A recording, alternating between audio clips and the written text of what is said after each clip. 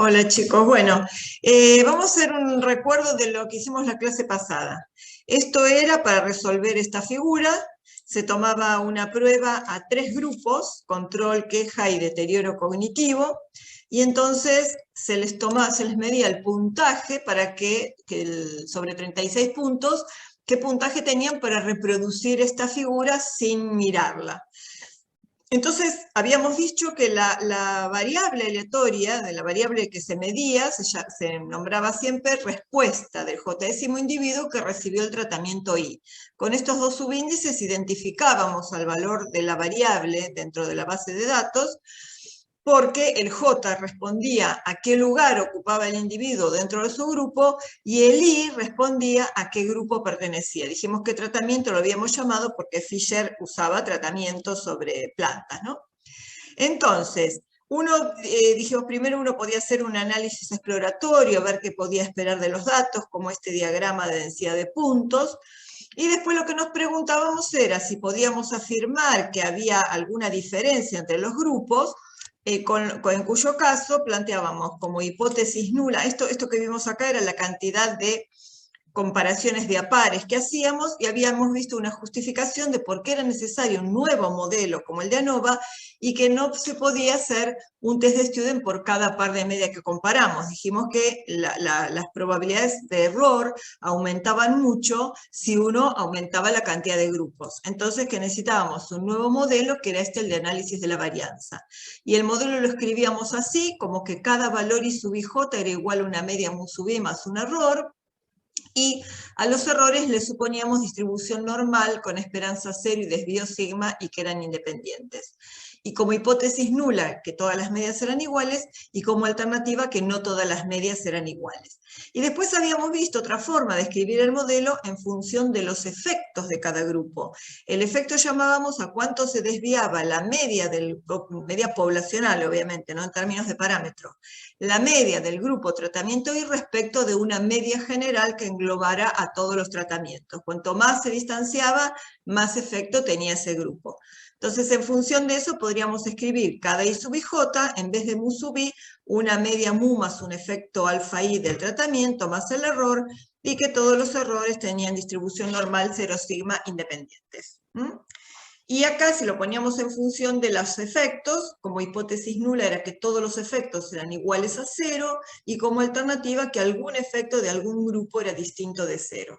Habíamos visto las dos causas de variación, la que transcurría dentro de un grupo, que era la debida al error experimental, el error aleatorio que el experimentador no podía controlar, y una variabilidad que había entre los grupos que se debía a cuánto más diferentes podían ser las medias. Era la que el investigador controlaba justamente al armar los grupos. Vimos fórmulas que usábamos, ¿no? Como identificábamos el n total, el total de cada grupo, la media de cada grupo, el total de los totales y la media general, y habíamos visto cómo planteábamos la variabilidad total al descomponerla en un dentro de grupo y en un entre grupos, y habíamos planteado después cómo llegábamos a la suma de cuadrados y cómo cada una tenía asignados sus grados de libertad. Y después habíamos visto que calculábamos un cuadrado medio entre, que iba a ser más grande cuanto más diferentes fueran las medias, y un cuadrado medio dentro, que era el estimador de la varianza. Porque además habíamos visto que el cuadrado medio dentro lo podíamos escribir con la fórmula que habíamos ya visto en dos grupos para el SP cuadrado, solo que este estaba generalizado para más de dos grupos, y que era un estimador insesgado a la varianza porque la esperanza del cuadrado medio dentro era igual a sigma cuadrado. Con esto lo habíamos demostrado, como la esperanza del cuadrado medio dentro era sigma cuadrado, y habíamos visto que la esperanza del cuadrado medio dentro era siempre mayor o igual que sigma cuadrado, y que coincidía con sigma cuadrado si todos los efectos de todos los grupos eran 0, pero que si no iba a ser mayor porque los efectos alfa I estaban elevados al cuadrado. Entonces, eso nos permitía, dado que habíamos recordado que si uno hacía una varianza multiplicada por sus grados de libertad y lo dividía por una varianza poblacional, eso tenía distribución G cuadrado con estos grados de libertad, habíamos planteado esta G cuadrado para el entre y para el dentro, y después habíamos hecho un cociente entre la G cuadrado que involucraba al entre y la G cuadrado que involucraba al dentro. Y esto era una Fisher con los grados de libertad del entre en el numerador y los del dentro en el denominador. Entonces eso nos permitía plantear un estadístico de prueba, porque ese estadístico de prueba se iba a hacer mucho más grande, el cuadrado medio entre iba a aumentar mucho, si los grupos, las medias, estaban muy separadas.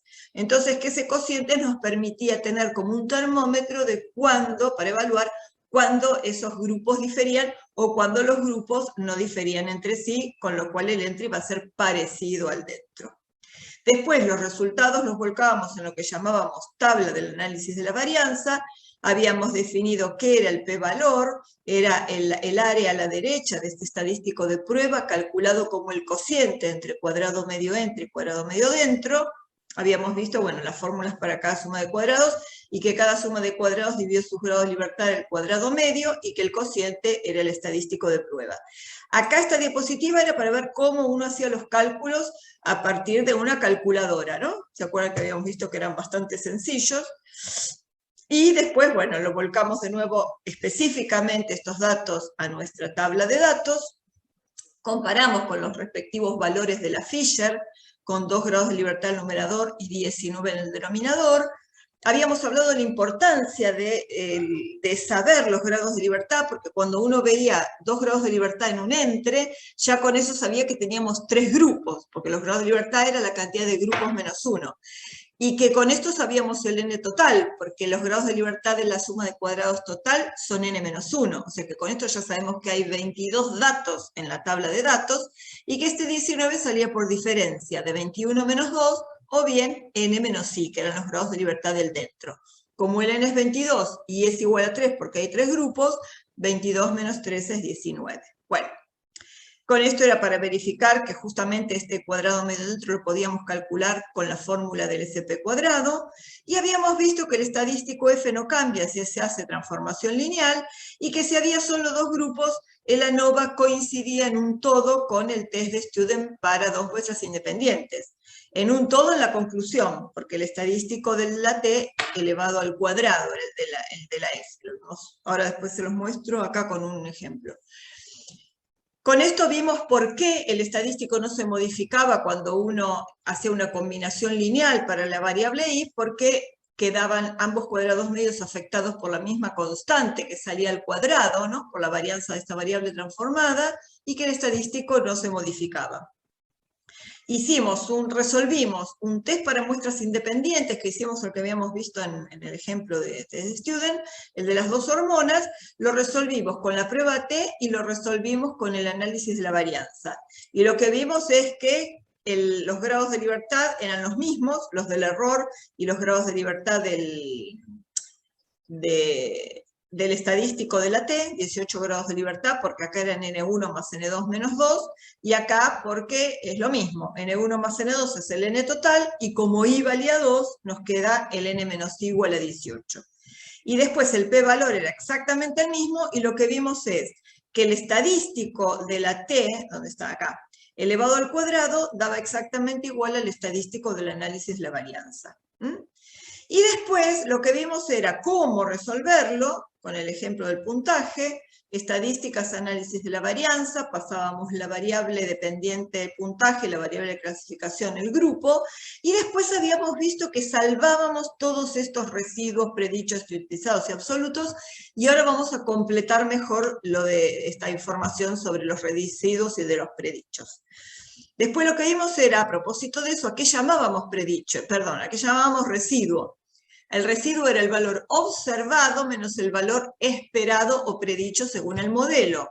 Y como el modelo era I sub ij igual a mu sub i más el error, si uno aplicaba la esperanza a esta variable i, por las propiedades de la esperanza teníamos la esperanza de esta constante es la propia constante, y la esperanza de los errores es 0. Por eso la esperanza de I sub ij es igual a mu sub i, que es el predicho según el modelo de ANOVA. Y después, como no conocíamos las mu sub i, ¿cómo lo estimábamos? Con la media de cada grupo o tratamiento. Y si de acá despejábamos el error, que era I sub ij menos mu sub i, el estimador de ese error iba a ser el I sub IJ no hay que estimar nada porque es el observado, y como el estimador de mu sub I era I sub I punto barra, la media del grupo, esto era el estimador de los errores. Y esto es lo que llamamos el residuo, y este es el observado, y este ya vimos que era el I sombrero, el esperado, porque el esperado es justamente la media del grupo. ¿Ok? Y entonces lo que vimos era, analizamos un poco más lo de la tabla, cuando uno salvaba todos esos residuos, lo que vimos acá era que justamente el predicho era, como acá le pedimos las medidas del resumen de la variable clasificada por grupo, los predichos coinciden con los valores de la media, que es lo que vimos acá. El predicho es el estimador de la esperanza es la media del grupo, y vimos que esa media del grupo era justamente el valor predicho por el modelo. Observar que los predichos son los medios, bueno, ya lo dijimos, acá teníamos la tabla del análisis de la varianza, y nos habíamos quedado en esto. Vamos a ver para qué vamos a usar esos predichos y esos residuos. ¿Hasta acá alguna pregunta, alguna duda de lo que recordamos?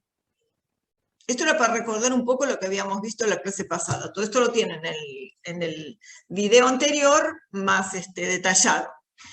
Entonces, vamos a ver para qué usamos todas esas cosas que salvamos en la base de datos. Si ustedes se acuerdan, uno de los supuestos que habíamos hecho era que los errores tenían distribución, bueno, este era el modelo, y que estos errores tenían distribución normal con esperanza cero y desviación estándar sigma, y que eran independientes. Y habíamos visto que el residuo era el estimador de esos errores. Entonces, si uno espera que estos errores tengan distribución normal, uno esperaría que estos residuos no se apartaran mucho de una distribución normal, porque son una muestra de esta población que también tendrían que acercarse a una distribución normal. Entonces, si ustedes se acuerdan, formas de evaluar la normalidad, una era el QQ-plot, ¿se acuerdan? Que eran los cuantiles. Esto lo vimos cuando vimos análisis exploratorio, el capítulo 4, ¿se acuerdan que vimos QQ-plot? Cuantiles observados de la variable que querramos, en este caso ven es el residuo que está salvado en la base de datos, y en las abscisas van los cuantiles de una normal. Si exactamente nuestra variable sigue una distribución normal. Si sigue una distribución exactamente normal, uno esperaría que los cuantiles observados versus los esperados coincidan. Entonces uno esperaría que la mayor cantidad de puntos esté sobre esta recta que tiene ecuación igual a X, ¿no? Es la de la identidad. Entonces, ¿uno qué hacía? No vamos a esperar que todos estén sobre la recta, pero uno observa que los puntos avancen más o menos abrazando la recta igual a X. Entonces, si uno ve esto, uno se queda tranquilo que los residuos siguen una distribución bastante normal, porque están bastante cercanos a la recta igual a X. ¿Qué forma teníamos de cuantificar eso? Lo habíamos visto también en el capítulo del test de Student, que era el test de Shapiro-Wilks, que decía, como hipótesis nula, la variable, en este caso los residuos, siguen una distribución normal. Como alternativa, se apartan de la normal. Entonces, si yo le aplico el Shapiro-Wilks a estos residuos, ¿qué teníamos que esperar acá? Para que yo no rechazara esta hipótesis nula de que siga una distribución normal, o sea, yo acá sospecho que son bastante normales, espero que este p-valor me dé muy grande que habíamos dicho, mayor que 0,10, mayor que 0,20, o sea, cuanto más grande mejor, cuanto más cerca de 1 mejor, y da un p-valor de 0,56, con lo cual, si yo rechazara la hipótesis nula, me estaría equivocando en 56 de cada 100 veces, así que ni loco rechazo la hipótesis nula de que los residuos siguen una distribución aproximadamente normal. Entonces, con este QQ-plot y un p-valor para el test de Shapiro-Wilks grande, me quedo tranquilo por lo menos de que la normalidad se cumple razonablemente. Entonces, no rechazamos, los residuos no se apartan significativamente de la normal. ¿Ok? Un gráfico muy interesante es este. Los residuos estudiantizados en función de los predichos. Acuérdense que cuando uno, vamos a volver a hacerlo acá, déjenme ver, ANOVA. Voy a repasar estadísticas, análisis de la varianza, voy a comparar el puntaje entre los grupos, puntaje clasificado por grupo, y acá vamos a salvar todas las cosas, residuos, predichos, estudiantizados y absolutos. Ahora vamos a hablar un poco más de eso. Y acá siempre van a tener la variable grupo, que es la variable del modelo, ¿no? Aceptar. Bueno, esta tabla de ANOVA ya la vimos escrita medio a mano y ahora la vemos acá. Entonces, acuérdense que dijimos que este primer renglón no necesitaban mirarlo, porque en el ANOVA de un factor, que es nuestro caso, coincide con el segundo grupo. Y los grados de libertad habíamos visto que eran 2 para el grupo porque eran I-1, 19 para el error porque eran N-I, y los totales eran N-1, o sea 21. Aguánteme un segundito. Bueno, entonces la tabla ya la vimos, bueno, es la misma tabla que analizamos antes. Lo que habíamos hecho medio a mano era concluir que el p-valor era menor que 0,01, de hecho es 0,0023, así que bárbaro. Entonces, acá vimos que lo que salvábamos era el predicho, ya lo vimos, el 28-29 es la media de todos los controles, el 20-75 es la media del grupo queja y el 14-57 es la media del grupo que tenía deterioro cognitivo. ¿Ven? Va bajando porque es a medida que el grupo va empeorando en su memoria. ¿Qué era el residuo? Este es el valor observado, el I sub IJ es el puntaje, y el valor I sombrero es la media del grupo, el I sub I punto barra. Si uno hace este puntaje, el observado menos el esperado, tenemos el residuo. Este 18 es casi 10, un poco más de 10 puntos menos que el observado, o sea que tenemos un residuo de menos 10, y así sucesivamente. Y lo que habíamos visto, lo hacemos rápidamente si quieren, era... bueno, las medidas de resumen de puntaje ya las vimos. La cosa interesante que les quería mostrar era que el residuo clasificado en función del grupo, vamos a pedir la media y la varianza. Lo interesante es que para que vieran, ¿se acuerdan que habíamos dicho que los errores tenían esperanza 0? Bueno, los residuos tienen todos media 0, porque como es el desvío de los datos respecto de su media, y como el residuo es simplemente hacer la diferencia sin elevar al cuadrado, por eso todos tienen media 0. Y fíjense que las varianzas son las varianzas que habíamos visto para cada uno de los grupos. Entonces, este es el residuo.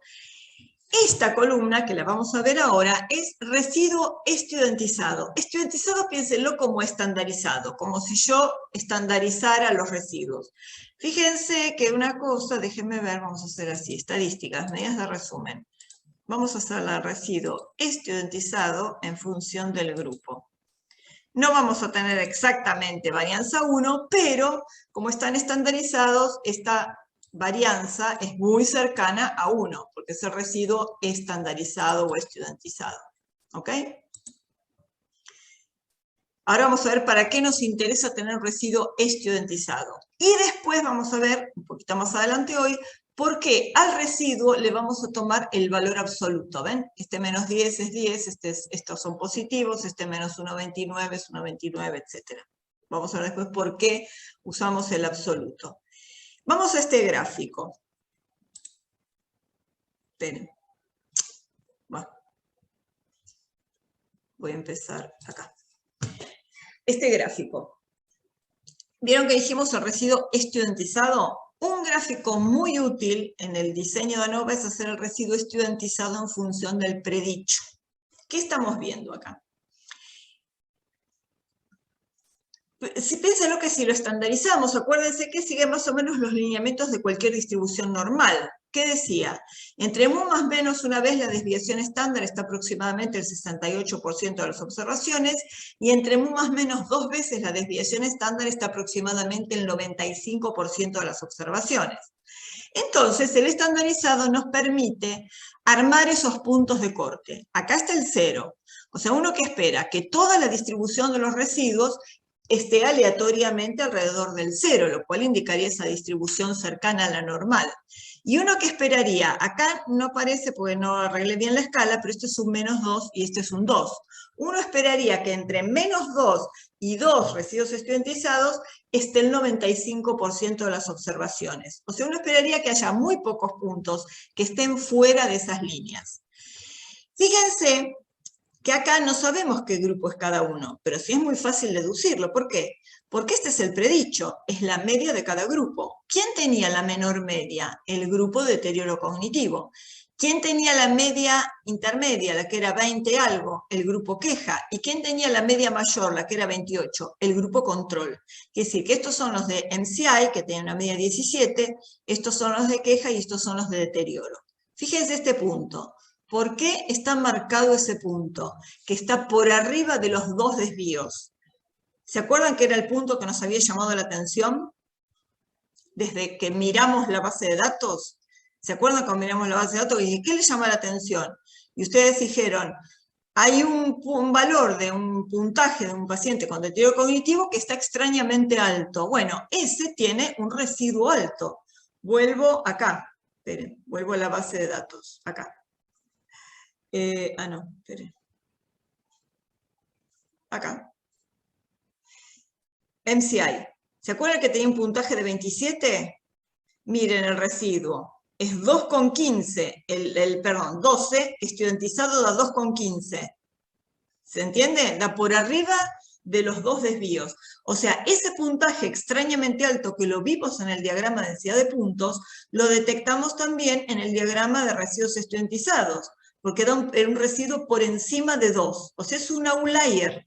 Es un outlier bastante alto. El control, que tenía un puntaje de 18, tiene un residuo estudiantizado de -1,78, ¿lo ven? Era el que tenía este -10, 10 puntos por debajo del predicho. Bueno, el residuo estudiantizado no llega a pasar los -2, pero sí es el que tiene mayor, es este, ¿no? Es el de los controles, el que está casi llegando a -2 desvíos. ¿Ven cómo este gráfico es útil, exploratorio? ¿Qué espera uno de este gráfico? No solo ver outliers, espera que la distribución de los residuos alrededor del 0 sea al azar, aleatoria y sin ninguna estructura. Ahora después vamos a ver un grupo donde hay una estructura de los residuos, una base de datos que yo se las puse, no sé si habrán probado algo con esa. Esa va a tener estructura. Esto no tiene estructura. Están al azar alrededor del 0. Y hay uno solo que se pasa un poco de los 2 desvíos. ¿Por qué está en rojo el 3? ¿Por qué marqué el 3 en rojo? Pues si se pasa de los 3 desvíos ya es un outlier peligroso. Hay que ir a analizarlo si se pasa de los 3 desvíos. Puede ser un paciente que a lo mejor tenga un diagnóstico mal hecho de deterioro cognitivo, o a lo mejor un control si se pasa muy por debajo, que no sea tan control y tenga algún deterioro que uno no encontró. ¿Se entiende? Este gráfico nos permite explorar a ver cuál es un dato raro. ¿Qué diferencia hay entre este puntaje? ¿Qué puse acá? No, es lo que hablamos recién del individuo con deterioro que tenía un puntaje alto. ¿Qué diferencia entre este puntaje y este? En ambos, la ordenada es el residuo estudiantizado. ¿Cuál es la abscisa? Fíjense, este es un diagrama de dispersión. Es un diagrama, un eje de coordenadas cartesianas ortogonales. Una variable numérica en las abscisas y una variable numérica en las ordenadas. Este es nuestro conocido diagrama de densidad de puntos. También son los estudiantizados, pero acá la variable que va en las abscisas o en el eje horizontal no es una variable numérica, sino que es la variable de clasificación, que es el grupo. Entonces, si ustedes se fijan, acá está identificado el nombre del grupo. Estos son los controles, este es queja y este es deterioro, porque estos están, no están por orden alfabético, pero están como estaban en la base de datos. Teníamos control, queja, deterioro. Entonces, fíjense que este puntaje alto, que tenía un residuo alto, acá lo tenemos en este grupo y acá lo tenemos acá porque era de deterioro cognitivo. ¿Sí? Ven que estos puntos son los mismos que estos. Estos puntos son los mismos que estos. ¿Por qué se notan distintos? Porque estos dos puntitos, que ya los habíamos analizado la vez pasada, que valían lo mismo, acá no los tenemos separados, porque este es un diagrama de dispersión. Estos dos puntos tienen la misma ordenada y la misma abscisa, porque ambas abscisas son el predicho de queja. Acá, ¿por qué están separados? Porque era un diagrama exploratorio, y dijimos que en los exploratorios, los puntos que tienen la misma ordenada iban en la misma línea, justamente porque queríamos explorar la repetición de algún dato. Y acá lo mismo.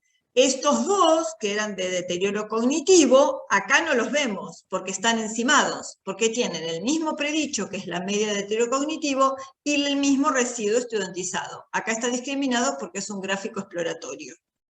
¿Se entendió? ¿Por qué? Me dirán, ¿por qué no lo hacemos siempre así y nos sirve este gráfico? Ahora vamos a ver para qué nos va a servir este gráfico. Porque en el caso de que los residuos no estén distribuidos aleatoriamente alrededor del 0, vamos a ver una estructura, porque suele suceder, que algo comentamos otra vez, que a veces cuando aumenta el predicho puede aumentar también la dispersión de los datos.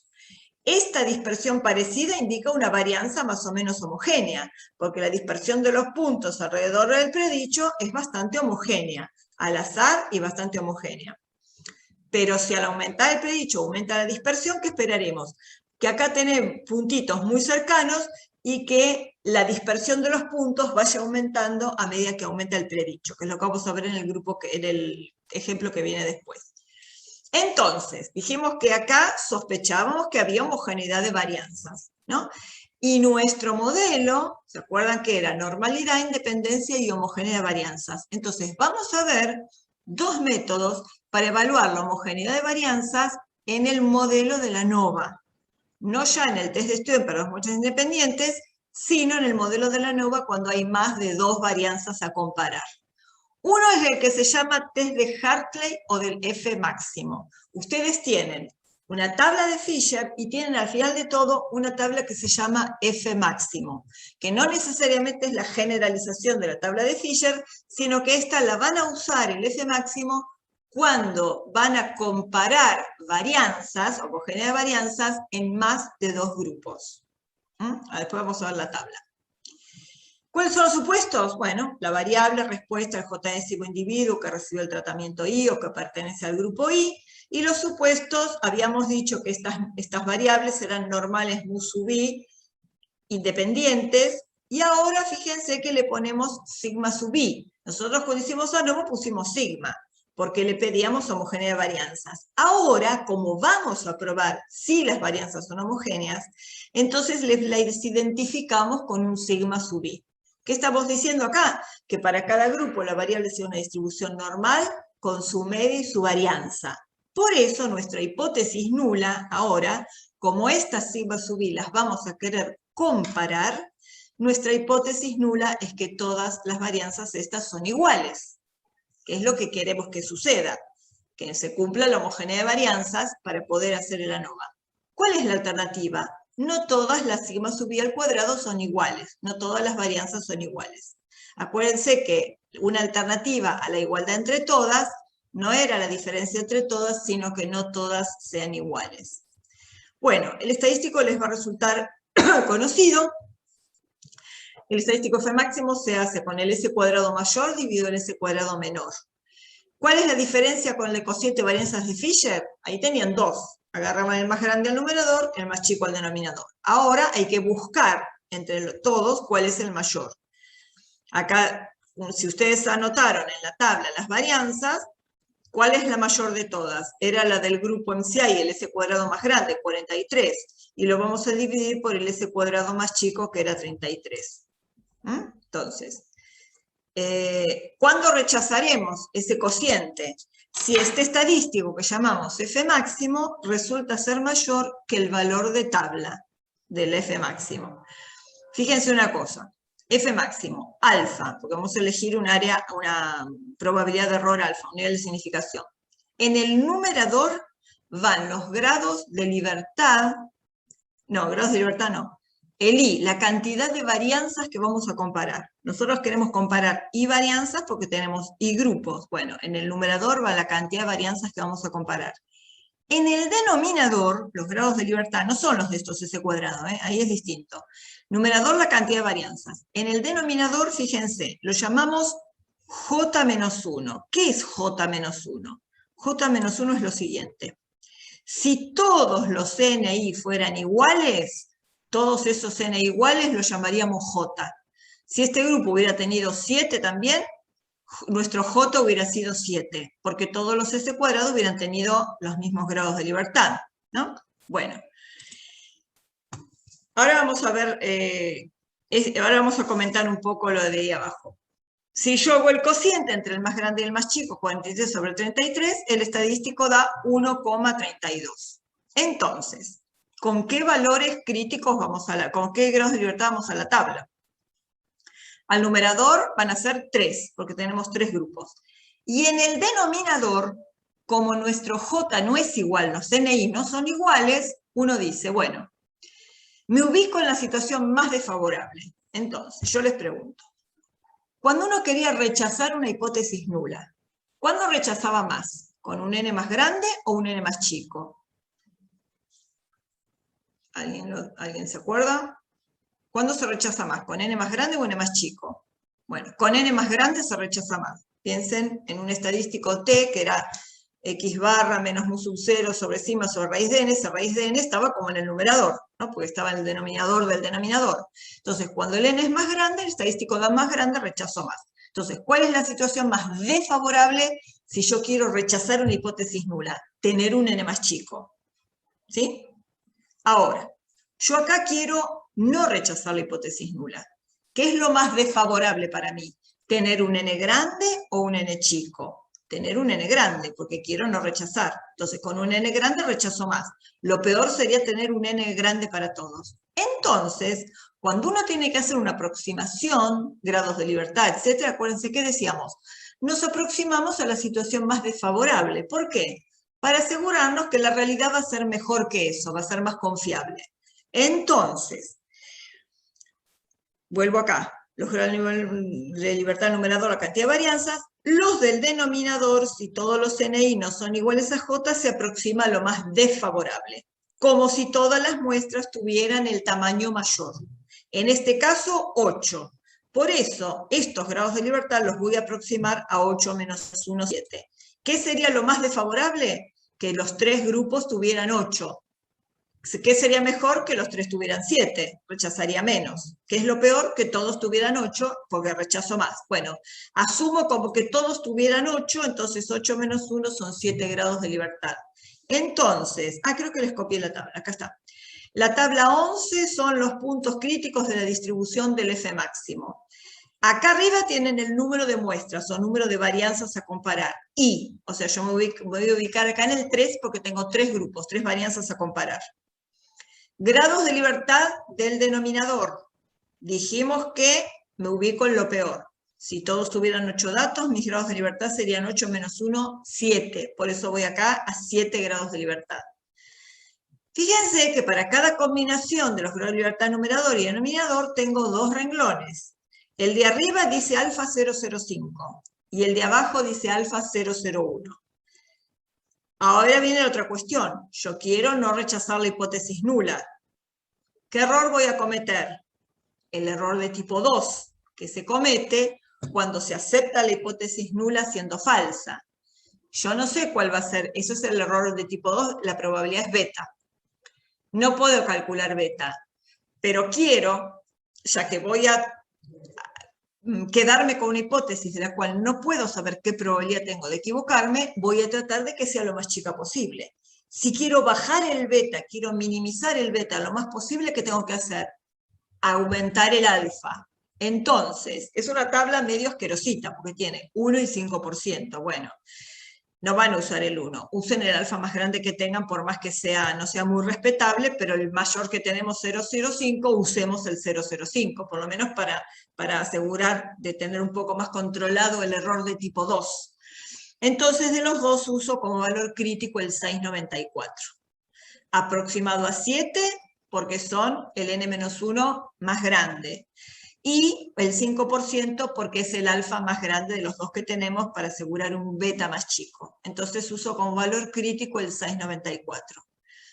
1,32, el estadístico de prueba. ¿No es mayor que 6,94? Perfecto, no rechazo la hipótesis nula. O sea, el valor del estadístico menor que el valor de tabla, no puedo rechazar la hipótesis de que las varianzas son homogéneas. ¿Ok? ¿Ok? No lo escribí en ningún lado, bueno. Pero rechazamos si el F máximo es mayor, como es menor no se rechaza. O sea que puedo quedarme con la hipótesis de que las varianzas son homogéneas. ¿Se entendió el test del F máximo? ¿Cuándo lo van a usar? Cuando estén en contexto de un modelo de análisis de la varianza y tengan que verificar la hipótesis de que las varianzas son homogéneas. Estadístico, ese cuadrado más grande sobre ese cuadrado más chico. Bien, hay otros que no vamos a ver, y vamos a ver estos que son los más usados. Otro test para evaluar la homogeneidad de varianzas es el test de Levene. El test de Levene lo hace el Infostat, no lo hace automáticamente, se lo tienen que pedir. Los supuestos son los mismos, la variable aleatoria con sus supuestos como vimos antes, la sigma sub i, hipótesis nula, la igualdad de todas las varianzas, alternativa, no todas las varianzas son iguales, y lo vamos a mirar con un gráfico. Este es el residuo, no el estudiantizado, el residuo. Bueno, después me mudé a mi casa después del accidente con el wifi de la facultad, lo voy a seguir desde acá. Entonces la idea era, vamos a ver qué hace Levene, para que entiendan por qué hace lo que hace. Sobre todo si les muestran después una salida que diga Levene, que se den cuenta. Este era el gráfico de los residuos en función de predichos, no estudiantizados, el residuo común, el observado menos el esperado. Este también tiene media cero, y acá también tiene, por ejemplo, les puse 2 puntos que tenían el mismo residuo. Acuérdense que este era el grupo de NCI, este era queja y este era control. Entonces dijimos que observamos acá que había bastante homogeneidad. De hecho, probamos la homogeneidad con el test del F máximo. Entonces, ¿qué dijo Levene? Si hay homogeneidad, la media de estos tienen que ser iguales, pero si yo calculo la media de los residuos, todas las medias dan 0. Entonces, ¿qué dijo? En vez de usar el residuo, vamos a usar el valor absoluto del residuo, con lo cual, este 20 se va a ir arriba y así, ¿no? Cuando le tomen el valor absoluto, se van a ir para arriba. Y el gráfico, espera, antes del gráfico acá les puse. Lo mismo que vimos hoy, ¿no? Las medidas de resumen de la variable residuo. Medias ceros y varianzas las mismas de la variable. Entonces dijo, tomemos el valor absoluto. Y fíjense, yo les hice uno por uno. El 20, que estaba a esta distancia hacia abajo, ahora da por acá arriba. El 16 ya era positivo. El 17, que tenía un residuo negativo, cuando lo pasen a valor absoluto va a pasar acá arriba. Y así para todos los grupos. ¿Qué pasó? Lo que era homogéneo en el residuo también sigue siendo homogéneo en el residuo, en el valor absoluto del residuo. Ven que acá dice RABS, el residuo absoluto, el que vimos que salvaban en la base de datos. Entonces, si ustedes hacen un diagrama de residuo absoluto en función de los predichos, van a ver que son homogéneos. De hecho, ven que acá el residuo absoluto es el valor absoluto de estas distancias. Ahora no tienen media cero, pero las medias son bastante parecidas. 4, 4 y 5. El de queja tiene una media, a ver, el que tiene una media de 5 es este, ¿no? El de queja, el que está en el medio, pero son bastante parecidas. Entonces, ¿qué dijo Levene? Comparemos estas 3 series de datos entre los 3 grupos. O sea, comparemos estas medias.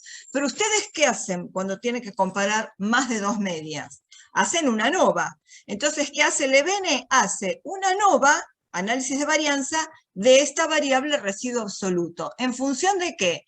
Tiene que tener una variable categórica de 3 categorías. Entonces lo puede hacer en función del grupo o en función del predicho, porque cada grupo tiene un predicho. Entonces les voy a mostrar ahora cómo son las 2 salidas.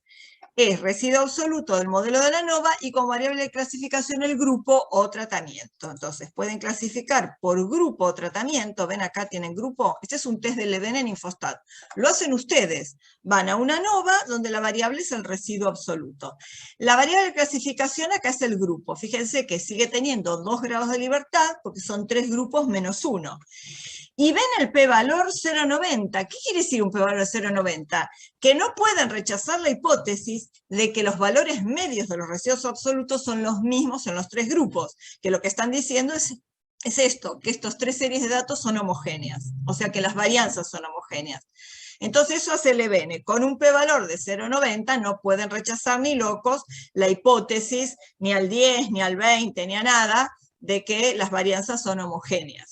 O sea, acuérdense que para no rechazar una hipótesis ubicaba un nivel alto de significación, un alfa alto. Bueno, acá aunque ubiquen un alfa de 0,90, aún así siguen diciendo que son homogéneas.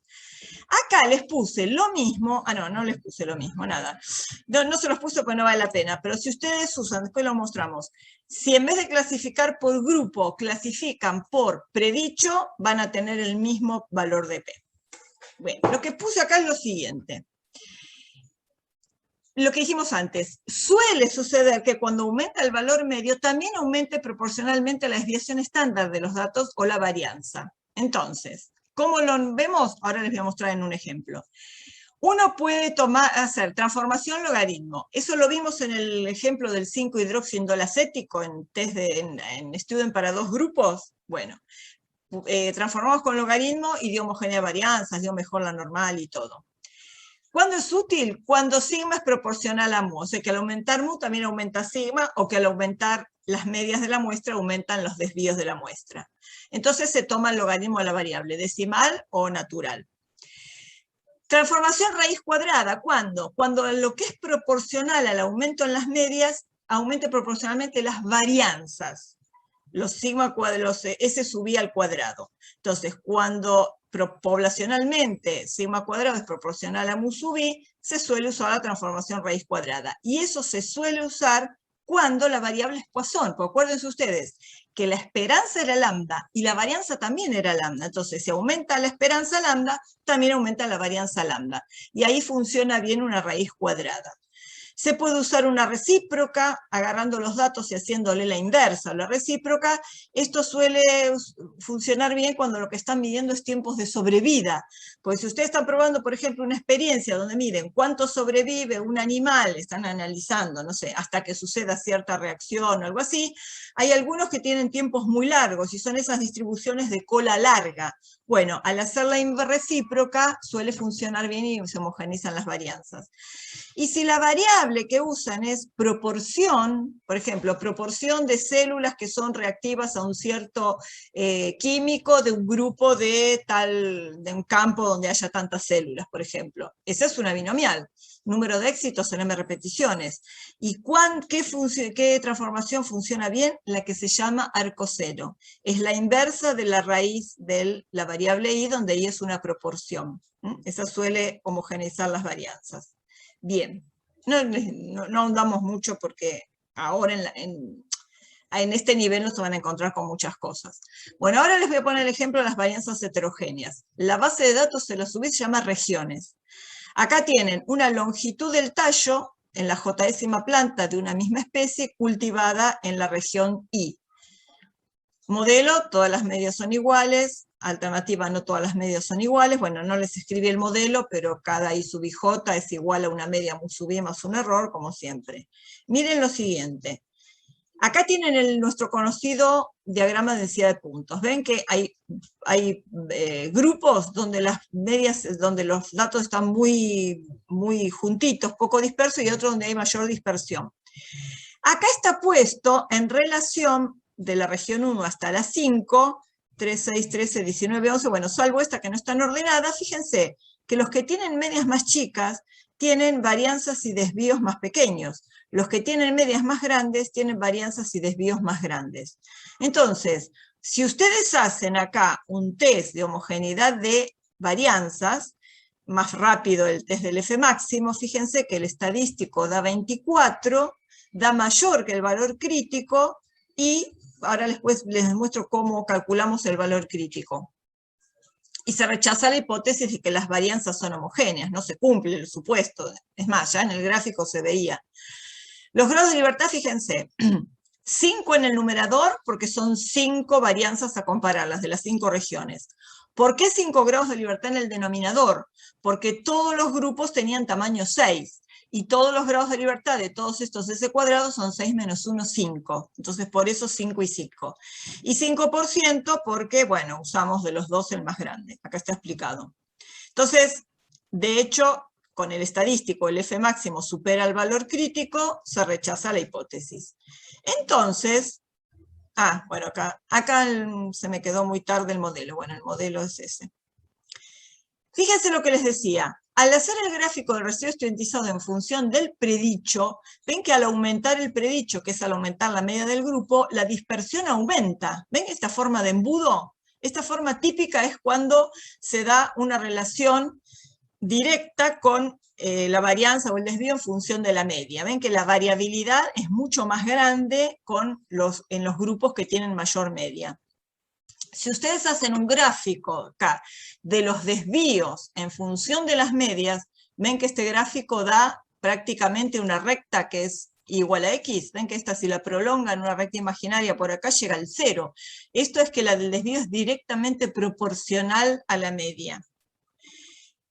Después les muestro cómo se hace. Después de transformar la variable mediante el logaritmo, fíjense que ahora es el logaritmo de la longitud. Miren qué homogéneos resultan ahora los valores, los datos en las distintas regiones. Si ahora con los datos transformados, o sea, ahora me olvido de la longitud, ahora es el logaritmo.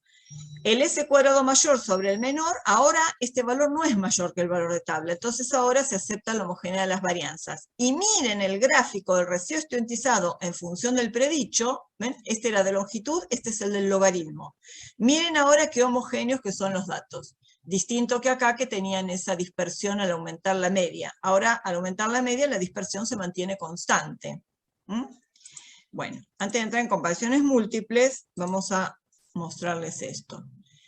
El de las regiones lo tenemos acá. Si ustedes hacen estadísticas, análisis de la varianza, los gráficos exploratorios ya los hicimos, no los vamos a hacer.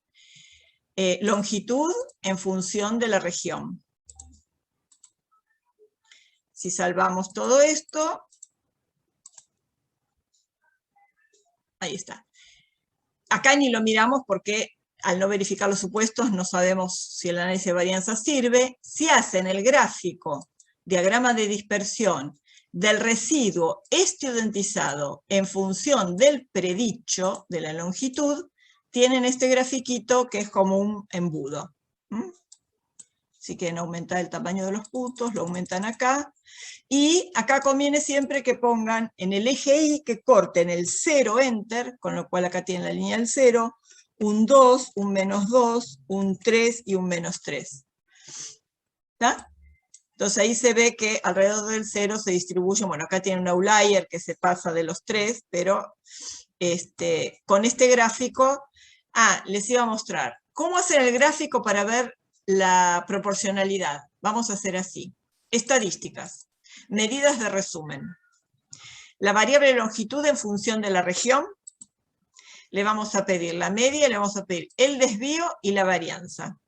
Los dos. Y la media, que es el predicho. Entonces, van a tener unas medidas de resumen así. El n media, desvío y varianza.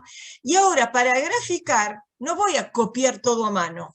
Si se fijan acá arriba que está esta grillita, si se paran ahí dice generar tablas de datos a partir de las tablas en los resultados. Hacen un clic ahí.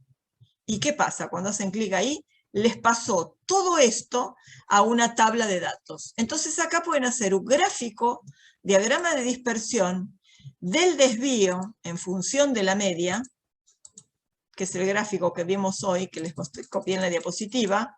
Lo que hice acá para que se viera que empezaban, que podía prolongar a 0, es empezar el eje X en 0 y empezar el Y en el 0, ¿ven? Si ustedes hacen una recta imaginaria, esta va a llegar al 0, que quiere decir que es directamente proporcional. ¿Qué pasa si lo hacen con, acá lo hice con el desvío, qué pasa si lo hacen con la varianza? Saco desvío, pongo varianza. ¿Ven que acá ya no es tan proporcional? Ven, voy a poner el 0, empezar la X en el 0 y empezar la Y en el 0. Ven que acá era bien un gráfico prácticamente de una recta. Acá ya no es una recta, puede ser un pedazo de parábola, una exponencial, o sea que la que es directamente proporcional a la media, más que la varianza, es la desviación estándar. Y según este que vimos, cuando sigma es proporcional a mu, la transformación adecuada es el logaritmo.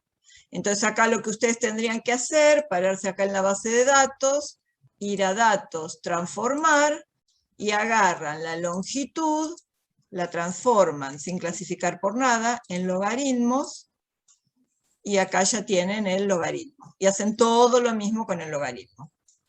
¿Está bien? No lo vamos a hacer porque no hay mucho tiempo, pero harían eso con el logaritmo. Esperen que está grabando la parte anterior. Bueno, entonces, esperen que vaya en presentación. Ah, esperen, les voy a mostrar una cosa. Aguántenme un segundo más, que les quiero mostrar otra cosa. Voy al puntajes. Les quería mostrar lo siguiente. ¿Ven que acá tienen residuo absoluto? Voy a repetir el Lebene. El Lebene lo hacen así: estadísticas, análisis de varianza. Sacan el estudiantizado que usamos antes, ponen el residuo absoluto en función del grupo. No piden nada, y este 0,9045 es el p-valor que vimos antes, con 2 grados de libertad, porque son los 3 grupos menos 1. Pero ustedes acuérdense que cada grupo tiene su predicho. Entonces, si yo hago el análisis de la varianza del residuo absoluto, y en vez de clasificarlo por grupo, lo clasifico por el predicho, ven que también es un p-valor de 0,9095 y también tiene 2 grados de libertad, porque tienen 3 predichos distintos menos 1. Es como si el grupo se llamara en su media. Tienen 3 grupos menos 1, 2. Y ven que el p-valor de 0,9045 es exactamente, ven que acá está clasificado por predicho, la variable residuo estudiantizado, perdón, el absoluto. Y acá el residuo absoluto está clasificado por grupo, y el p-valor es exactamente el mismo que acá. O sea que el Lebene lo pueden hacer con cualquiera de las 2 variables de clasificación. Ok. Esto ya lo vimos. Bueno, y vamos a lo último que nos queda, que es las comparaciones múltiples. Nosotros ya habíamos rechazado la hipótesis de que todas las medias eran iguales. Entonces ahora queremos ver cuáles son las medias que difieren. Pero de nuevo, no vamos a poder hacer un test de student por cada par de medias. Entonces hay distintos métodos que controlan la aparición, la posibilidad de ese error de tipo 1 que se les pueda acumular. Entonces, esos test se suelen llamar test a posteriori. Y se hacen con un nivel de significación global alfa que asegura que si ustedes rechazaran todas las hipótesis, aún así ese nivel de significación alfa no se pasarían de ese error. Es como que controla el error de tipo 1. Entonces nosotros acá nos interesa saber si los que se quejan de falta de memoria están más cerca de los controles o de los pacientes con deterioro cognitivo. Entonces, ¿cómo planteamos esas hipótesis? Para no escribir todas, mu1 igual a mu2, mu1 igual a mu3, mu2 igual a mu3, las escribimos globalmente como mu sub i igual a mu sub i prima, o sea, un grupo comparado contra otro. ¿Cuál va a ser nuestra alternativa? Mu sub i distinto de mu sub i prima. Los test a posteriori son siempre de 2 colas, no hay de una cola. Vamos a ver hoy uno de una cola, pero que técnicamente no es a posteriori. Entonces, mu igual a mu sub i prima contra la diferencia. Entonces, fíjense, ¿cuántas hipótesis de este tipo de apares tendremos? Bueno, ya lo habíamos visto. M va a ser I por I menos 1 sobre 2, la cantidad de combinaciones de apares. Y a eso se lo suele llamar M. Ahora lo vamos a usar ese M para ver porque esta fórmula ya la habíamos visto. Entonces, para poner a prueba las hipótesis, la técnica es la misma. Se calcula un estadístico de prueba y se los compara contra un valor de tabla. Y vamos a ver distintos métodos. Vamos a ver el de Tukey de la mínima diferencia significativa. Tukey es el mismo que inventó los boxplot. Tukey. Recordemos lo siguiente. Yo rechazo una hipótesis, la comparación entre una mu sub i y una mu sub i prima, si este estadístico es mayor o igual que un valor de tabla. Este estadístico, fíjense, que tiene en el numerador la diferencia de medias muestrales, y en el denominador esto que es un estimador de la varianza, multiplicado por 1 sobre ni más 1 sobre ni prima. Esta fórmula es la misma fórmula que habíamos visto en el test de Student para 2 muestras independientes. ¿Se acuerdan del test de Student? Solo que a esto, en vez de llamarlo cuadrado medio entero, lo llamábamos SP cuadrado. pero es la misma fórmula. Y a estas variables, en vez de llamarla y sub i punto barra, la llamábamos x barra 1 menos x barra 2. Es la misma fórmula, ¿sí? Debería resultar conocida. Entonces rechazamos esto si esto era mayor que un valor de tabla. Vamos a ver qué tabla. ¿Qué hace Tukey? Tukey propone una distribución. A ver, déjame ver una cosa. Esperen, paso rápido, quiero ver una cosa. No sé por qué pasé Bonferroni al final. Bueno, no importa. Antes lo daba primero, no sé por qué. Bueno, ¿qué hace Tukey? Tukey propone una distribución nueva. En vez de hacer ninguna corrección, hace una distribución nueva. Una que se llama distribución... Ay, me dice que la conexión es inestable. Bueno, si me pierdo, me conecto de nuevo, paciencia. Propone uso de una distribución que se llama rango estudiantizado. Tiene dos parámetros, en el numerador y en el denominador n-i. Si se basa en esta distribución... Si Profe, se está cortando de vuelta. Sí, ya sé, chicos, bueno. Prepárense para que Internet funcione horrible de...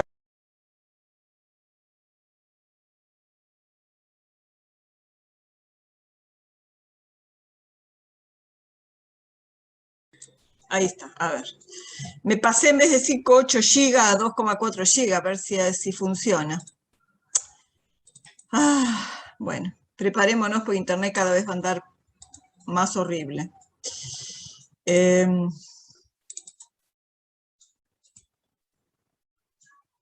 Estoy grabando. Ok, pensé que se había suspendido la grabación. Bueno, entonces estábamos ahí.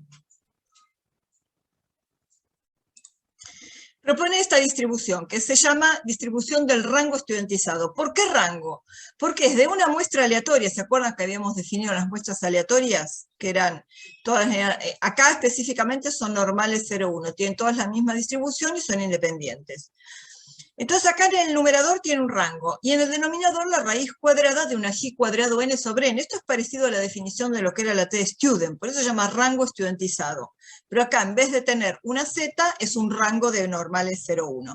Entonces, ¿qué pasa con esto? Esto tiene una tabla que tiene tabulado un alfa, que me da la probabilidad de que ese W, que es estadístico, sea mayor que un valor que se llama Q alfa y n menos i. Lo único que van a usar ustedes de acá es este valor de tabla. Nivel de significación alfa, en general va a ser un 5% de nivel de significación global. Numerador, la cantidad de medias que tiene, cantidad de grupos que tienen i. Y en el denominador, los grados de libertad del cuadrado medio dentro, porque es el que se usa como estimador de la varianza en el ANOVA. Entonces, i es la cantidad de grupos y n menos i los grados de libertad del dentro. El estadístico de prueba era este. Esto, voy a rechazar la hipótesis, si es estadístico, donde acá tiene un valor absoluto, es mayor o igual que este valor de tabla multiplicado por un 1 sobre la raíz de 2. Eso es una razón teórica que no nos interesa, pero nos va a simplificar después un calculito. Entonces, de acá, ¿qué se hicimos? Esto lo pasamos multiplicando el otro miembro, o sea, multiplicamos ambos miembros por este denominador. Acá me quedó la diferencia entre las medias, y acá me quedó esto multiplicado por el error estándar de la diferencia de medias. Entonces, acá lo que vamos a usar es lo siguiente. Tukey, cuando inventó esto, no existían las computadoras, se hacían, no sé si calculadoras, se hacían con tablas de abacos, no sé qué se usaría en esa época. Y él lo diseñó para cuando los tamaños de muestra eran iguales, o sea, ni igual a ni', que lo llamaba J. No sé si lo llamaba J, pero nosotros lo llamamos J. Entonces acá me queda 1 sobre n más 1 sobre n, 1 sobre j más 1 sobre j es 2 sobre j. Y ahora lo que dice es, la raíz es distributiva respecto del producto y del cociente. Entonces, lo que hizo fue distribuir esa raíz. Raíz de 2 queda fuera, y adentro de la raíz quedó cuadrado medio dentro sobre j. Y ahora, convenientemente, esta raíz de 2 se simplifica con la raíz de 2 del denominador. Y entonces quedó que voy a rechazar la hipótesis correspondiente a diferencia de medias si el valor absoluto de esta diferencia es mayor o igual que lo que quedó acá. ¿Qué es lo que quedó acá? El valor de tabla por la raíz cuadrada del cuadrado medio dentro sobre j. Fíjense que esto ahora, como los ns eran todos iguales, esto no depende de con qué grupo estoy. Esto va a ser el mismo para todos. Por eso lo llamó mínima diferencia significativa. Entonces, cuando yo calcule esto con el valor de tabla del rango estudiantizado por la raíz cuadrada del cuadrado medio dentro sobre j, va a ser un valor contra el cual voy a comparar al valor absoluto de la diferencia de las medias correspondientes. Cualquier diferencia entre medias de dos grupos que dé mayor que este valor, se va a rechazar de que, que las medias poblacionales de esos dos grupos son iguales. Entonces, las medias diferirán si la correspondiente diferencia de medias muestrales supera el valor absoluto de lo que llamamos MDS, mínima diferencia significativa. Entonces, voy a rechazar si pasa esto. Lo que asegura el método de Tukey, que esta probabilidad de error global no va a ser superada aunque uno rechazara todas las hipótesis.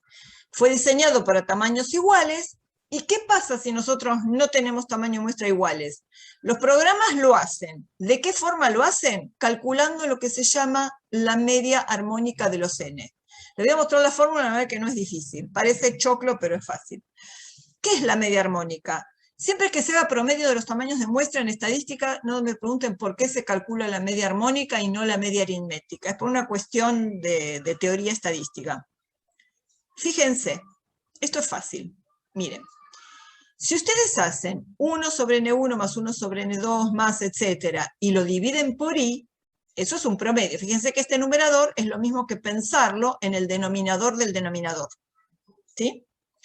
Si ustedes hacen la inversa de los n y la dividen por la cantidad de sumandos, están haciendo un promedio. Pero ese va a ser un promedio de las inversas de los n. Para que sea un promedio de los n, ¿qué hacen? Hacen la inversa de las inversas. Entonces, si nosotros hacemos esta cuenta, que es la inversa del promedio de los inversos de los tamaños de muestra, eso da en términos de tamaño de muestra. Fíjense, acá está hecho en el ejemplo nuestro.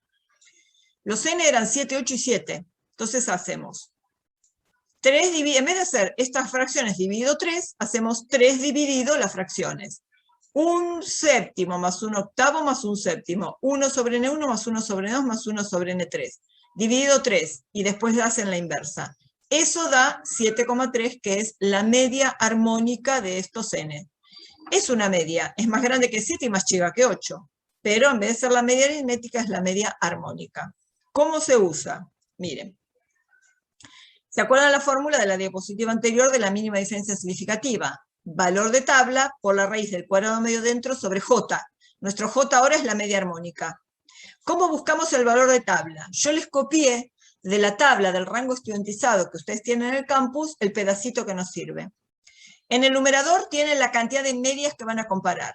3, porque tenemos 3 grupos. 3 medias tomadas de a pares.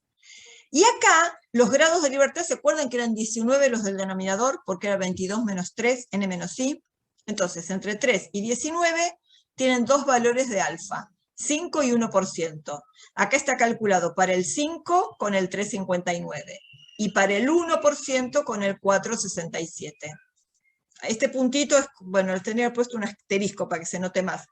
Es el valor de tabla 3,59 por el error estándar. ¿Ven? Este error estándar 2,3077 es el mismo en los dos. ¿Qué quiere decir? Que si comparan al 5%, el valor crítico es el 8,28. Y si comparan al 10, el valor crítico es 10,77. ¿Qué tenemos acá? Un diagramita, una grilla, donde tienen todas las diferencias de medias. Acá tienen control, queja, deterioro. Están ordenadas en orden decreciente de medias. Y acá tienen control y queja. Esto está hecho en un Excel común y corriente, las pueden hacer a mano si quieren. ¿Qué tenemos acá? Este 7,5 es la diferencia entre queja y control. 20 menos 28 en valor absoluto. Este 13,7 es la diferencia entre MCI y control, 14 menos 28 en valor absoluto. Y este 6,2 es la diferencia entre la media de MCI y la media de queja, 14 menos 20 tomada en valor absoluto. Entonces, ¿cuál es el valor crítico? Miremos. Al 5%, 8,28. ¿Cuál de estas supera el 8,28? Esta no, por eso se le pone no significativo y no significativo. El 13 sí. Como rechacé al 5, puedo, si quiero, calcular el valor crítico para el 1%. Voy achicando el alfa. El valor crítico es 10,77. ¿Este sigue siendo mayor que 10,77? Sí. Entonces le pongo otro asterisco. ¿Qué quiere decir esto? Entre queja y control no hay diferencia. Entre queja y deterioro no hay diferencia. Entre control y deterioro hay una diferencia altamente significativa, con un P menor que 0,01. Esto lo van a ver en los software, o lo vamos a ver en Infostat, es un código de letras. ¿Qué indica esto? Aquellos grupos que se detectaron como no diferentes comparten una letra. Entonces, medias ordenadas en orden decreciente. Al control se le pone una A porque por ahí empezamos. Queja. Queja, ¿dónde está? No difería de control, entonces lleva una A. A continuación ponemos MCI. Tiene una media de 14,6. Le ponemos una B, ¿por qué? Porque difiere del control. MCI difiere del control, ¿no? Le ponemos otra letra, no tiene que tener la misma letra de los controles. Pero queja no difería de control, pero queja tampoco difería de deterioro. Entonces queja tiene una A porque no difiere del control y una B porque no difiere de deterioro cognitivo. Entonces, ¿qué quiere decir esto? En este problema, el método Tukey, bueno, esto porque cambié de diapositiva del lugar. Bonferroni, bueno, viene después, no importa, no se preocupen. Ahora lo vamos a ver. Esperen. Acá está. Ay, acá. Bueno, conclusión. Un paciente que se queja de que falla la memoria. Y ustedes saben que alguien hizo un análisis de este tipo en algún momento teniendo los tres grupos. ¿Qué le dicen a ese paciente? Váyase tranquilo porque usted no difiere significativamente de los controles. Pero si ese paciente lo dejan ir tranquilo, ese paciente hace su vida corriente y después en algún momento se puede acercar a los deterioros cognitivos. Entonces ese paciente, ya que tiene un puntaje que no difiere tampoco de deterioro cognitivo, le dicen, miren, no estás tan mal porque te pareces a los controles, pero no estás tan bien porque te pareces a los de deterioro. Entonces ese paciente uno lo pone en un programa de, no sé, de esos típicos entrenamientos para ejercitar la memoria. Es un paciente al que no hay que dejar ir así nomás, hay que tenerlo en observación y después de un tiempo hacerle esta prueba y otras pruebas para ver si cognitivamente sigue igual o fue deteriorándose. ¿De acuerdo? ¿Cómo lo hacemos en Infostat? Tukey lo hacemos así. Hay una solapa, el modelo ya la vimos, donde guiábamos todos los residuos. Hay una solapa que no vimos que se llama comparaciones. Y acá hay varios métodos a posteriori, nosotros vamos a ver Tukey y vamos a ver Bonferroni, de los que están acá, y después les voy a mostrar este DGC que es interesante. Si cliquean Tukey, se va a tildar esto, mostrar las medias según grupo. Presentación, la mejor es esta, en lista ascendente, que es por defecto, la que viene. Y nivel de significación, ustedes fijan el que quieren. Por defecto es el 5%. Entonces le dan a aceptar y tienen esta salida. Como primera van a tener el cuadro típico de ANOVA, con el global que ya estamos cansados de verlo. Y después vienen los datos del test de Tukey. Les dice cuál es Tukey, cuál es el alfa que se usó y les da el dato de la mínima diferencia significativa. Esta es la que teníamos calculado en la diapositiva anterior, bueno, dos anteriores. ¿Se acuerdan? Con el valor de tabla 359. Nos había dado 8,285. Es esto más o menos, ¿no? Salvo decimales, 8,280 y pico. Error 38,8759. Es este. Acá está aproximado 2 decimales. Es el cuadrado medio del error estimador de la varianza. Y los grados de libertad 19 porque son los grados de libertad del error. Y acá tienen el código de letras que vimos. Acá están ordenadas en orden creciente de medias. MCI queja, MCI queja control. Entonces tienen queja que comparte letra con deterioro y con control, y deterioro difiere significativamente de los controles, los que no comparten letra, y es donde están las diferencias. ¿Ven que dice? Medias con una letra común no son significativamente diferentes porque el P es mayor que 0,05. ¿De acuerdo? Muy fácil de hacerlo. Bonferroni es un método más fácil. Si alguno se tiene que ir, váyase. Yo lo voy a terminar de grabar la clase. Método Bonferroni. Es el más fácil para pensarlo en lo que significa. ¿Qué dice Bonferroni? El método para controlar la probabilidad de error de tipo 1 hace lo siguiente. Si alfa es un nivel de significación global, dice, ese alfa lo vamos a repartir entre cada una de las comparaciones. Y cada comparación la vamos a hacer al nivel alfa dividido m. Entonces, este alfa dividido m es como un alfa corregido. ¿Qué tenemos que hacer nosotros acá? Repartir este 5% entre las tres comparaciones. Entonces, para encontrar estadístico de prueba, Está bien. Necesitamos el estimador. Bueno, este ya lo habíamos encontrado. Lo que pasa es que yo les di vuelta a los métodos. Bueno, no importa. Acá está. Es a la misma fórmula del estadístico de prueba. ¿Ven? Al desordenar las diapos se me chispoteó el texto. Bueno, no importa. Acá está la explicación de por qué acá usamos el dentro. Ya dijimos que este era el estadístico de prueba, que si era el test de Stewart para dos muestras independientes, este era el SP cuadrado, y que acá como estimador de la varianza es el cuadrado medio dentro en el ANOVA, acá le ponemos el cuadrado medio dentro. Este estadístico T tiene distribución T de Student, fíjense, ¿se acuerdan quién le daba los grados de libertad a T de Student? El estimador de la varianza.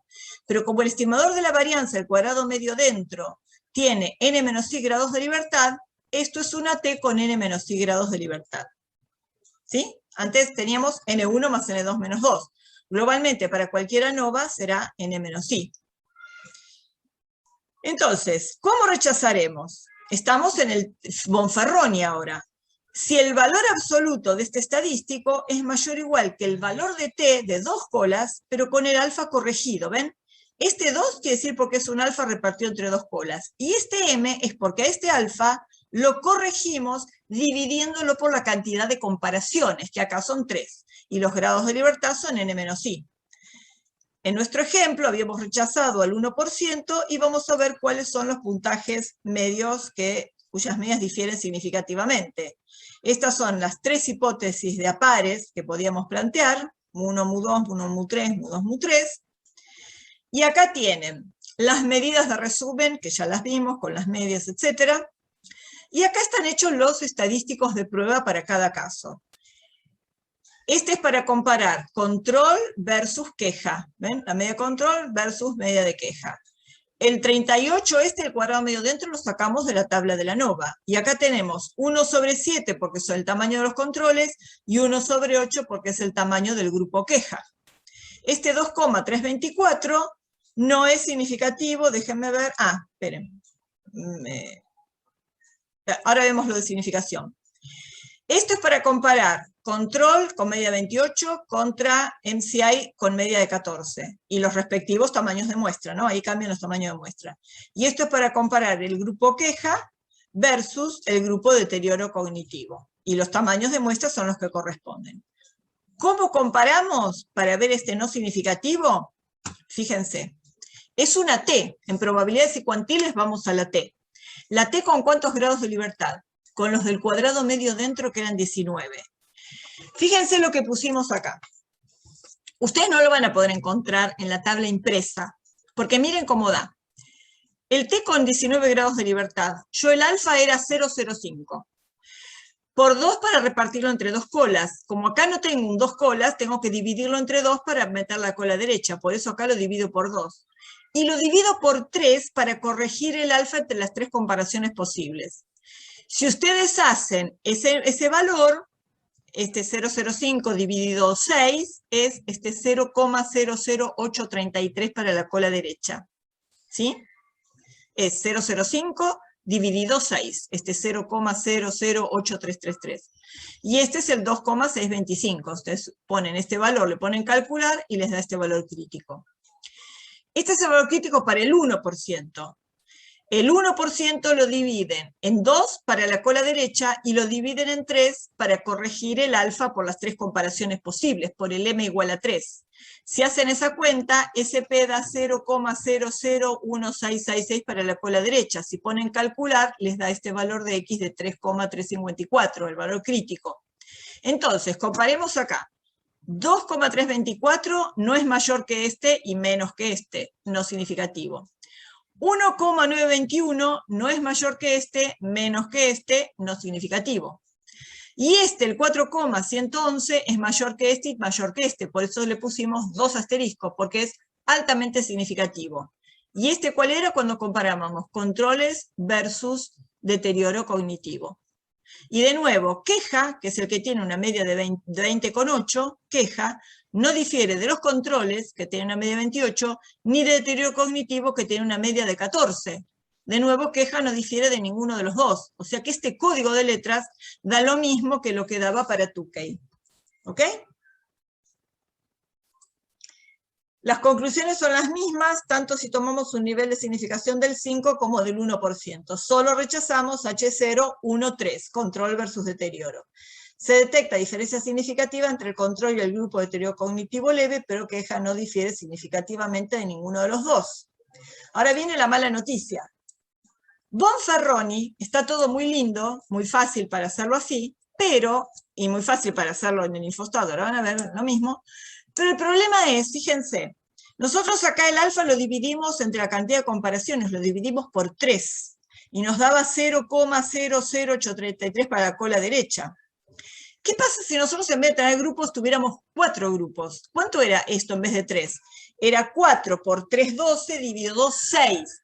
Ya lo estaríamos dividiendo por 6, y esta área sería muy chiquita. Y si tuviéramos 5 grupos, 5 por 4, 20, dividido 2, 10. Este alfa lo estaríamos dividiendo todavía más por 10, quedaría muy chiquito. ¿Qué pasa con una cola muy chiquita? El valor crítico se hace tan grande que es muy difícil de pasarlo. Entonces pierde potencia. El problema de Bonferroni es que con muchos grupos pierde potencia, se nos hace un valor crítico enorme y el estadístico tendría que ser enorme para poder entrar en la zona de rechazo. Entonces, Bonferroni funciona muy bien cuando el M es aproximadamente igual al I, que es justo con 3 grupos. Con 3 grupos tenemos 3 medias de a pares, así que para 3 grupos Bonferroni anda bien. Para más de 3 grupos se complica un poco. ¿Cómo lo hacemos en Infostat? Igual, ¿no? Cliqueamos Bonferroni y acá tenemos la salida. Fíjense que la mínima diferencia, acá da una mínima diferencia significativa. No calculo los 3 estadísticos de prueba. ¿Por qué? Porque hizo como si J fueran todos iguales a la media armónica. ¿Se acuerdan que con Tukey vimos la fórmula de media armónica? Bueno, acá en vez del J, pues no hay un J único, usó la media armónica. Y fíjense una cosa, ¿por qué acá hay un 2? En Tukey no había este 2 en la mínima diferencia significativa. ¿Por qué? Porque Tukey teníamos ese valor de tabla que se dividía por la raíz de 2. Acá no, por eso este 2 no sale. En Bonferroni este 2, que venía de hacer 1 sobre 7,3 más 1 sobre 7,3, 1 sobre N1 más 1 sobre N2, este 2 queda dentro de la raíz. ¿Sí? Entonces, si usamos la media armónica, podemos encontrar un valor crítico, que con el valor que habíamos visto calculado recién para el 2,625, nos da un MDS de 8,567, que es más o menos esta misma. ¿Está bien? Lo puse para verificar que se puede hacer también a mano, si tuvieran la forma de encontrar este valor de tabla, que es con el programa nada más, con la tabla impresa no pueden. Únicamente van a poder usar la tabla impresa si hacen la comparación para 5 grupos. ¿Por qué? Porque tenían 5 por 4, 20 dividido 2, 10, y el 5% de nivel de significación global dividido entre 10 da 5 milésimos. Y en la tabla de TED Student, no, perdón. ¿Qué estoy diciendo? Sí, la tabla de TED Student. Con el alfa corregido tienen un alfa de 5 milésimos. Tienen 5 centésimos, 0,05, y tienen 5 milésimos. Pero para otros les quedan valores con un montón de decimales que no los podrían calcular. El otro test que les dije que era más o menos a posteriori, se llama test de Dunet. No lo hace el Infostat, por eso les puse la carita con una lágrima. Lo tienen que hacer ustedes. Es un test a priori en realidad, porque sirve para comparar tratamientos comparados versus un control. Ustedes tienen la tabla de Dunet, la tienen en la tabla impresa. Ustedes ya saben que tienen un grupo control, una dieta control, un tratamiento control, un procedimiento control, y ya saben que van a querer comparar otros contra ese control. ¿Qué característica tiene? Es el único test de uno de comparaciones múltiples que puede plantear una alternativa unilateral de una sola cola. Tienen tabla de Dunet de 2 colas y de una cola. ¿Cómo sería el bilateral? Fíjense. Acá no es una mu-B contra mu-B'. Es una mu-B versus la media del control, mu-control. Y acá mu-B distinto de mu-control. Este es el bilateral. Vamos a rechazar la hipótesis correspondiente si pasa esto. El valor absoluto de la diferencia entre la media de cada grupo y la media del control sobre el error estándar, que es el mismo, cuadrado medio dentro por 1 sobre NI más 1 sobre NN del control, si esto resulta mayor o igual que el valor de tabla de Dunet de 2 colas, T de Dunet, alfa sobre 2, y menos 1 en el numerador y n menos i en el denominador, igual que el entre y el dentro, y menos 1, n menos i. Y la T de Dunet unilateral, ese acá tienen un mu sub i mayor que mu del control, o mu sub i menor que mu del control. ¿Cuántas comparaciones de estas van a tener? Y la cantidad de grupos menos 1, porque son los tratamientos contra el control, por eso acá son i menos 1 grados de libertad. ¿Y qué diferencia hay? El estadístico es el mismo, la diferencia es el valor de tabla. En el bilateral van a usar la tabla de 2 colas alfa sobre 2, y en la unilateral un área donde solo tengan un alfa, ¿no? Sin dividir por 2. O sea, todo depende de qué tabla van a usar. De nuevo, si todos los NI son iguales a J o calculan la media armónica, el denominador de este estadístico no depende del par de comparaciones que hagan. Entonces también pueden simplificar los cálculos así, ¿no? Van a ser 2 sobre J acá adentro. Vamos a verlo cómo haríamos en nuestro ejemplo. Si yo, supongamos que quiero analizar si los grupos de queja y deterioro tienen puntajes menores que los del grupo control. Pero a mí no me interesa comparar queja y deterioro, solo quiero ver ahora si queja difiere de los controles, antes no difería. Entonces las alternativas serán mu2, la media de queja menor que la media de los controles, o mu3, la media del deterioro menor que la media de los controles. El valor crítico, si calculamos la media armónica, de nuevo acá, acuérdense que acá el 2 queda porque no es Tukey. 2 sobre la media armónica, el cuadrado medio dentro es siempre el mismo. Y el valor de Dunet de una cola es esta. Tabla 10, puntos críticos de la distribución T de Dunet, donde acá no uso los grados de libertad, ven que están los del cuadrado medio dentro. Y acá P es número de tratamientos excluido el control, por eso tenemos 2. Porque tenemos excluido el control, tenemos queja y deterioro. Los valores críticos para el 5 y para el 1 son estos dos, y entonces si hago la comparación al 5%, es este valor de arriba, 2,03, con 2 y 19. Como tenemos 2 grados de libertad, necesitamos más renglones para los alfa. 2,03. Cuadrado medio dentro, 2 sobre media armónica, valor crítico 6,625. Y acá tenemos la diferencia entre las medias. Grupo de queja menos la media de los controles y media de deterioro menos la media de los controles. Esta diferencia era 7,5, esta diferencia era 13,7. Ambas son mayores que el valor crítico de 6,625. Esta ya la sabíamos, pero esta, la diferencia entre queja y control, antes no diferían con los otros métodos, pero con Dunet sí difieren, ¿sí? O sea que ambos tienen puntajes medios menores que el control, a nivel del 5 y a nivel del 1 también. Bueno, acá no está la cuenta, pero a nivel del 1, en vez del 2,03, van a usar el 2,83.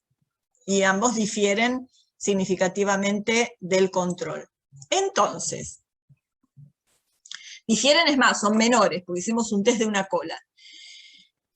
Esto era la mínima diferencia significativa de Tukey. Y esta era para,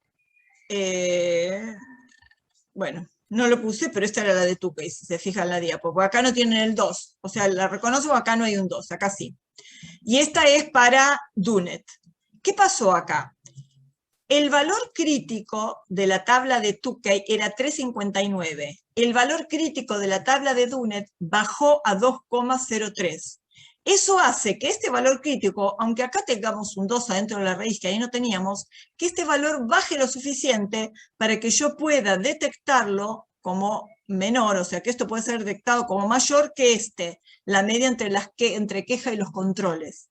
Antes con los otros dos métodos a posteriori no detectaba esa diferencia. ¿Cuál es la ventaja acá? Con Dunet lo puedo hacer de una sola cola. Es más potente un test de una cola que un test de 2 colas. Y además, ven que ahora la diferencia entre queja y control ahora resulta significativa. Entonces, el valor de tabla es menor y el valor crítico baja de Dunet, porque además de poder hacerlo de una cola, uno plantea, no todos con todos, un montón de diferencias, va específicamente las diferencias que interesan. Son comparaciones mucho más dirigidas a lo que interesa. ¿Está bien? O sea, por eso puse, no se pierden un par de comparaciones, voy específicamente a las que interesan, grupos contra el control. Pero esto inhibe de efectuar otras comparaciones de los grupos entre sí. O sea, uno ya sabe, cuando va a planificar una experiencia, que quiere comparar grupos versus un grupo control o estándar o lo que sea. Les puse como último un método que, por si alguna vez lo necesitan, es muy útil. Se llama método de Rienzo, Guzmán y Casanova, que son los que inventaron el Infostat. ¿Y qué ventaja tiene? Arma conjuntos disjuntos, ¿no? Subconjuntos de estos tres, o más, si tienen, todavía mejor, disjuntos. O sea, no van a tener ese como teníamos en Bonferrón y Tucay, que teníamos un queja con AB, que no difería de control con la A, no difería del otro con la B. Ahí lo que hace es, los separa en subconjuntos que no tengan ningún elemento común entre ellos. ¿Cuál es la ventaja? Muchas veces es como más fácil de interpretar. Se basa en algo que se llama en conglomerados. Acá lo tienen, acá ven, entre los posibilidades de test a posteriori, que ya vimos Tucay y Bonferroni, de GCS, Di Rienzo, Guzmán, Casanovas. Acá tienen la salida. Este es un valor típico que no importa dónde sale, hace como árboles de decisión, creo. Y acá tienen el cuadrado medio dentro, el cuadrado medio del error, ven que lo llama error globalmente, que se usó, y los grados de libertad. ¿Y acá qué hizo? Al grupo queja lo asignó por cercanía, no simplemente porque es más parecida a la media. Hay una serie de tomas de decisión en el medio, pero se lo asignó al grupo que por conglomerado le corresponde, que es el grupo deterioro. Más a nuestro favor, el grupo queja ahora, con este método, no difiere del deterioro cognitivo, y sí difiere del control. Entonces, con más razón, el paciente que viene con queja de falta de memoria es un paciente que, ojo, no hay que dejarlo ir sin un plan de ejercitación de la memoria y de monitoreo. ¿Está bien? Con este método, bueno, lo que dijimos antes, queja difiere de los controles, pero no difiere significativamente del grupo MCI. Si uno tiene muchos grupos, acá eran queja compartida entre dos nada más, pero a veces tienen grupos que tienen A, B, B, C, D, es muy difícil interpretar cuando tienen muchos grupos y mucha superposición de letras. En cambio, con este arma los conjuntos disjuntos. Un conjunto homogéneo es este, otro conjunto homogéneo es este, otro conjunto homogéneo es este. Los que necesite, ¿no? Bueno, ahora sí. Después de un día muy atareado, una tarde accidentada, a las 16:16 terminamos. Bueno. ¿Cuántos quedaron? Ah, no se fueron tantos. Bueno, chiquitos, que tengan lindo fin de semana. Ahora voy a ver si las puedo unir para subírselos en uno solo y se los subo después al campus. Que la pasen lindo y nos vemos el martes que viene si Dios quiere. ¿Está bien?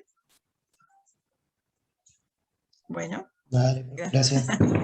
De nada, suerte, chicos. Que tengan linda semana. Chau, chau.